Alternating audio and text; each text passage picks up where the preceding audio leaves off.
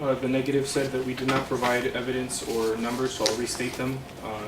A $15 minimum wage, according to the Manhattan Institute, would kill over 6 million jobs, and a $12 minimum wage would kill over 3.8 million jobs, just to restate. Minimum wages come to the detriment of the economy. According to UC Irvine and the Federal Reserve Board in 2007, 85% of credible studies on the minimum wage pointed to job loss for low-skilled work. California, and just in the macro sense, California is an example of high wages not correlating with poverty relief or with being able to cope with high living costs. So according to PolitiFact, actually, this is a nonpartisan institution, California has the nation's highest poverty rate when factoring in cost of living. So minimum wage in California doesn't exactly help California cope with its high living costs either. And I know that it's due to a multitude of factors, but in this case, it doesn't even, we're still considered the poorest nation, poorest country, state in the nation. Poverty is not helped by minimum wage. So according to the San Diego State University in 2015, 35 years of government data show no correlation whatsoever between an increased minimum wage and a decline in social programs and mean-tested enrollment.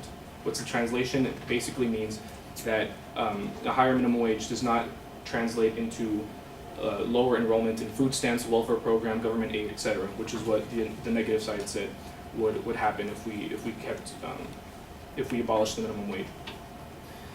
Minimum wage jobs are not intended to sustain families either way.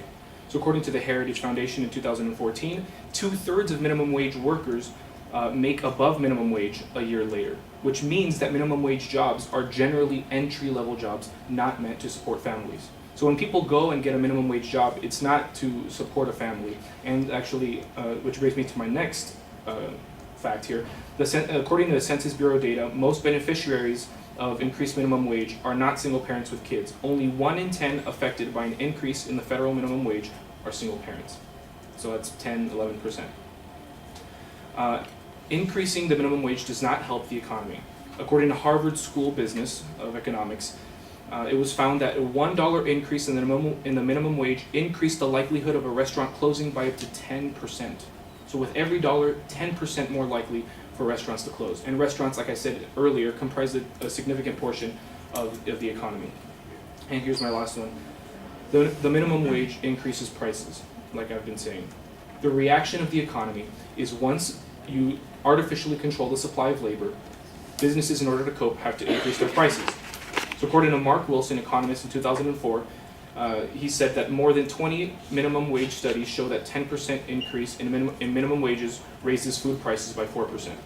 So the conclusion that we can derive from this is that an increase of the minimum wage just means an increase in prices. And this is a never-ending cycle that will be doomed to repeat itself over and over until we abolish the minimum wage and allow supply and demand to control. Thank you.